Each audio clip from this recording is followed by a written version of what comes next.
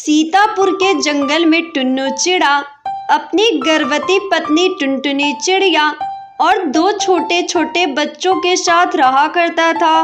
टुन्नू के पास एक छोटी सी जमीन थी जिसमें वो सब्जियों की खेती किया करता था और उन सब्जियों को बेचकर उससे जो पैसे मिलते थे उससे उसका घर चलता था। ऐसे ही कुछ दिन बीत जाते हैं। आखिरकार वो दिन भी आ जाता है जब टुनटुनी चिड़िया एक प्यारी सी चिड़िया को जन्म देती है। बच्चियों के पैदा होते ही टुन्नू चिड़ा टुनटुनी पर भड़क जाता है और गुस्से से कहता है, करमजली, मैंने तुझसे कितनी बार कहा कि मुझे बेटी नहीं बेटा चाहिए, नासपीटी कहेंगी, लेकिन तूने हर बार एक बेटी को जन्म दिया। अब मैं तुझे बर्दाश्त नहीं करूंगा, निकल जा मेरे घर से।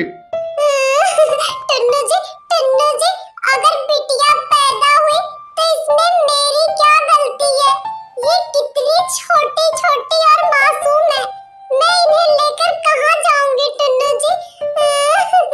वो सब मुझे नहीं पता, तू कहीं जाके मर, लेकिन अपनी इन 3 मनहूस बेटियों को लेकर यहाँ से चली जा। टुन्नू जी, हम पर दया करो टुन्नू जी, हम पर इतना जुल्म ना करो। ये मेरी अकेले की बेटी तो नहीं, ये आपकी भी तो बेटी है ना टुन्नू जी। टुन्नू के बार बार कहने पर जब टुनटुनी चिड़िया घर से नहीं जाती है तो टुन्नू टुनटुनी और बच्चियों की जमकर धुलाई करता है और घर छोड़कर चला जाता है।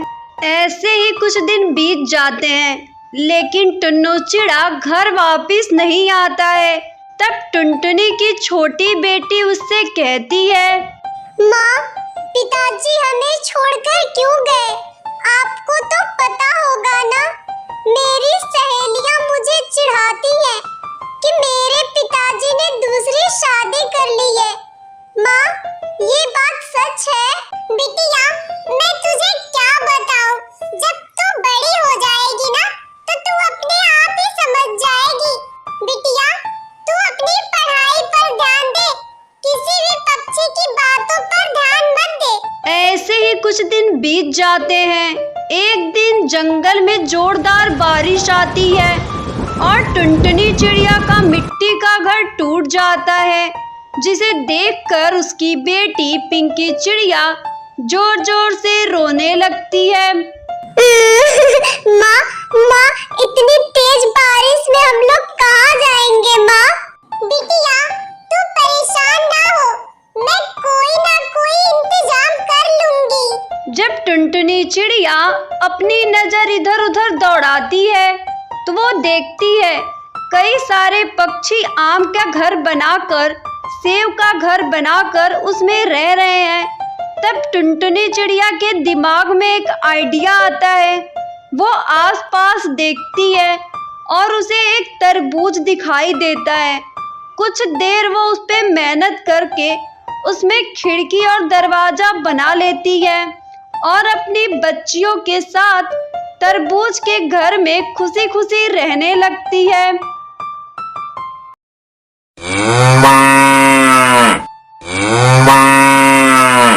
रामपुर के जंगल में टुन्नू चिड़ा अपनी पत्नी टुनटुनी के साथ रहता था।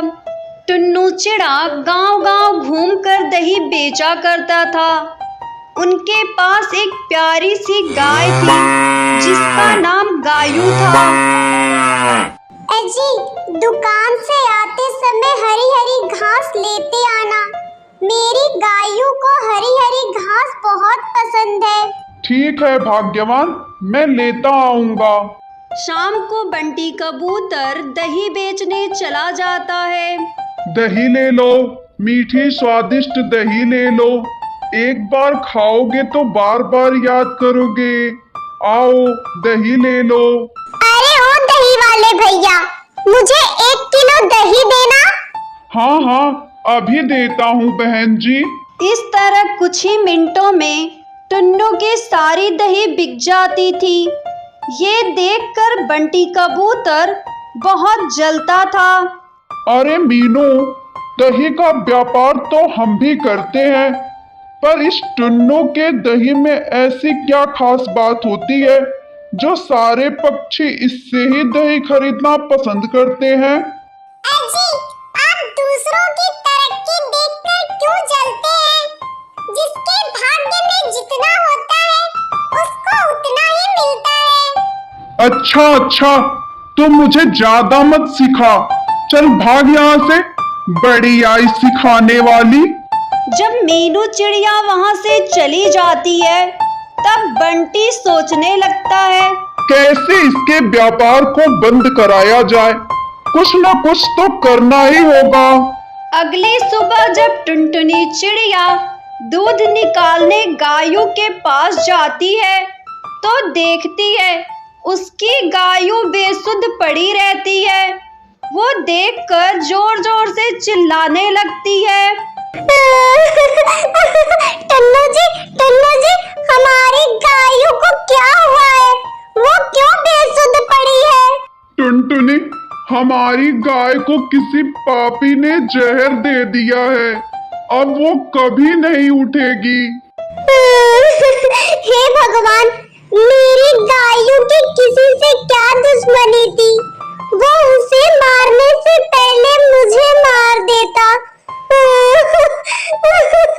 दोनों पति पत्नी रोते हुए गायों को घर के पीछे बगीचे में दफना देते हैं। टुन्नू जी, अब हमारा घर कैसे चलेगा?